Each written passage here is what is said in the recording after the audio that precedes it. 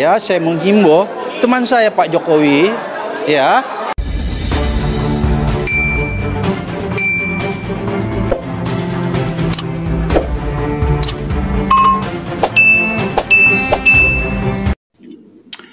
Ketika Abraham Samad menyebut Bapak Jokowi itu Mulyono dan teriak untuk dipenjarakan, maka kita harus rame-rame datang ke KPK atau ke kepolisian mengingatkan aparat penegak hukum agar supaya segera melakukan penyelidikan terhadap keluarga Mulyono.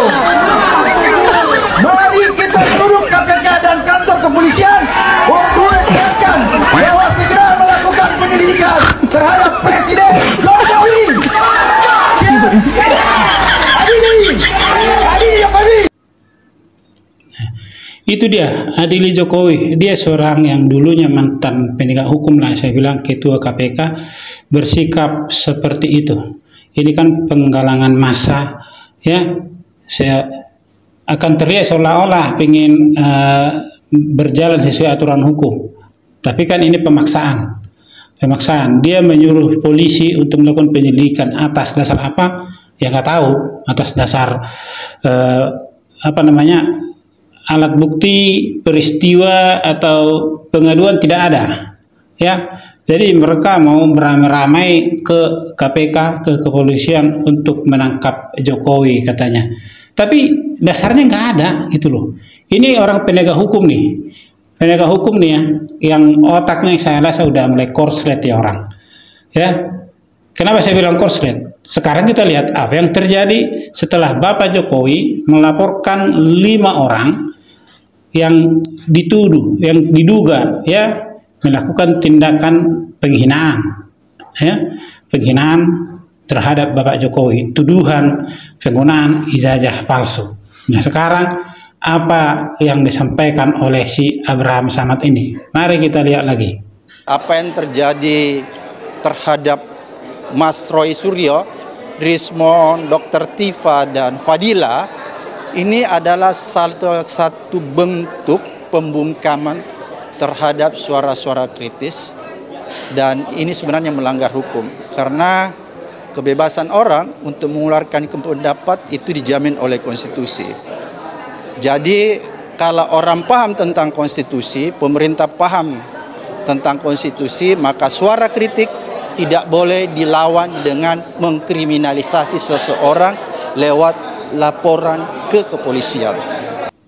Nah, dia bicara mengatakan ini pembungkaman demokrasi. Ya, apa yang dilakukan oleh Roy Suryo dan CS, dia nilai itu kritik. Padahal itu kan udah tuduhan ijazah palsu. Kenapa saya bilang tuduhan ijazah palsu? Karena mereka sudah bertindak terlalu jauh, mendatangi UGM dan mendatangi rumah Bapak Jokowi.